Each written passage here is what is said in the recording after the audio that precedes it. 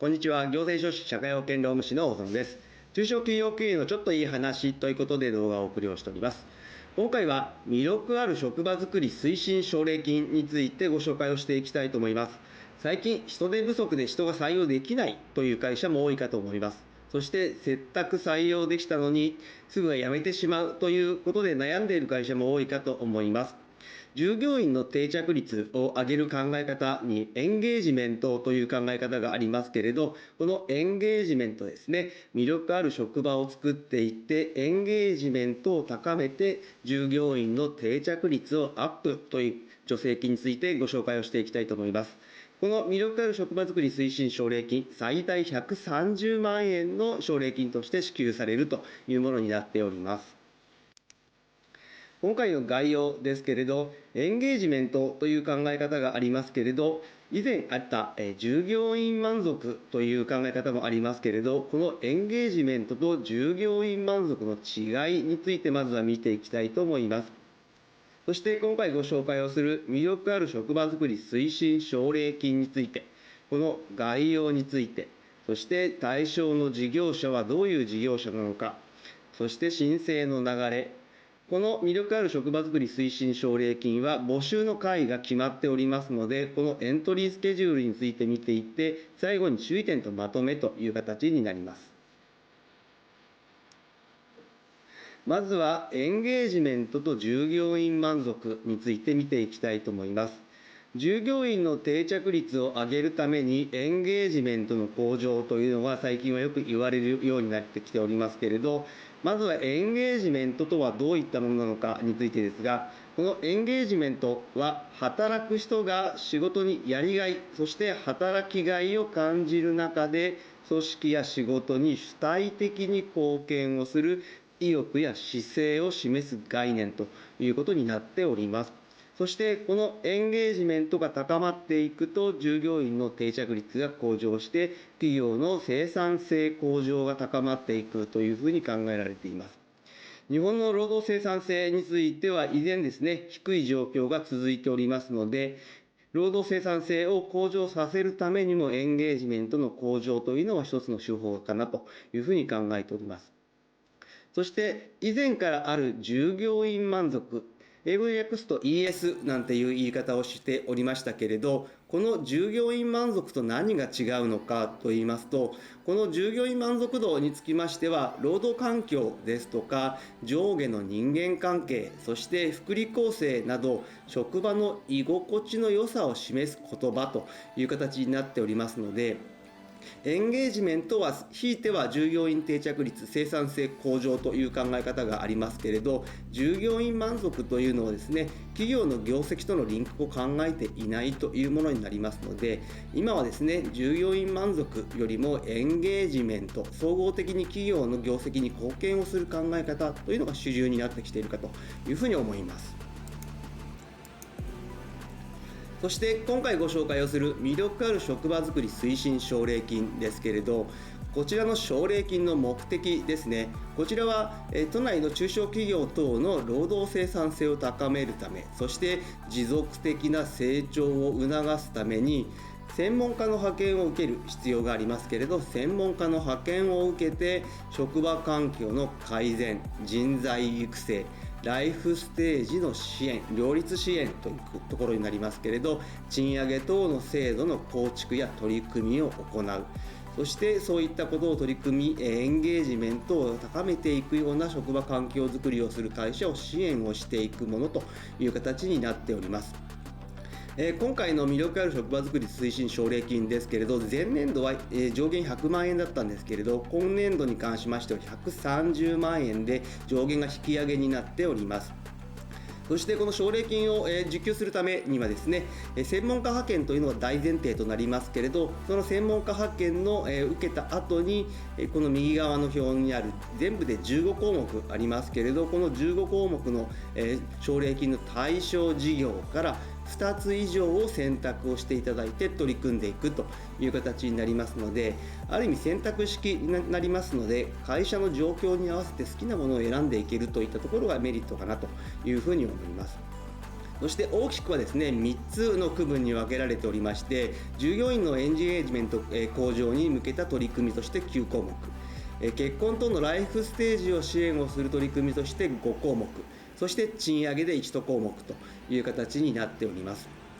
またエンゲージメント向上に関しましてはカテゴリーが3つに分かれておりますけれど、全部で9つになっております。このうちからですね、全部でマックス4つまで選択することができます。それ以上ですね、選択することはできますけれど、上限としては1項目10万円でマックス4つという形になっております。そして結婚とのライフステージを支援する取り組みにつきましては全部で5つありますけれど、こちらはマックス最大3つまで選択して1つ10万円で最大30万円という形になります。また、賃上げの取り組みという形になりますけれど、こちらにつきましては30円以上の賃上げをしていただいて最大対象人数が10人までという形になりますので、60万円で合計130万円上限という形になります。賃上げにつきましても最近ですね、最低賃金の引き上げがやっと全国平均で1000円に乗ってきたといったところになりますけれど、今後はですね、さらに1500円を目指していくというのがですね、2030年代半ばという話になっておりますけれど、これをどんどん前倒しをしていこうという話も出てきておりますので、2030年頃にですね、全国平均1500円といった場合ですね、やはり1年あたりに、80円程度はですね、引き上げていかないと追いつかないという状況になりますので、まだまだ賃上げという圧力は出てくるという状況になっております。そして対象事業者ですけれど、こちらは都内で事業を営む中小企業等で、なおかつ常時雇用労働者数が300人以下になりますので、大企業に関しましては対象外となります。そしてですね、有期雇用の方に関しまして1年雇用、1年以上雇用していなければいけないと、1年を超えて雇用という形になっております。そしてですね、雇用保険の被保険者が1人以上いなくてはいけなく、なおかつ6ヶ月以上継続雇用をしているというのが必要になってきます。そして、就業規則に関しましては、10人未満では労働基準監督署に届け出をする必要はありませんけれど、この奨励金の場合はですね、常時使用する労働者数が10人未満の場合でも、労働基準監督署への届け出が必要となってきておりますので、作成をしていない、届け出をしていないという場合はですね、作成なりをしていただいて、労働基準監督署への届け出が必要と。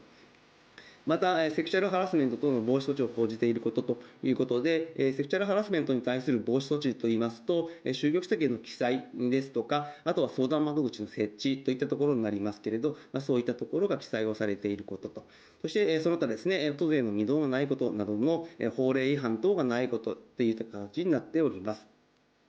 そしてですね、これに関しましては、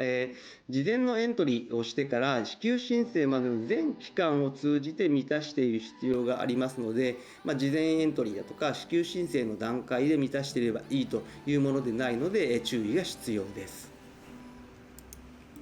そして申請の流れですけれど、まずはですね、事前エントリーというのは必要になってきます。こちらホームページの方からですね、事前エントリーをしていただきますという形になります。そして応募者が多数の場合は抽選という形になりますが、まずは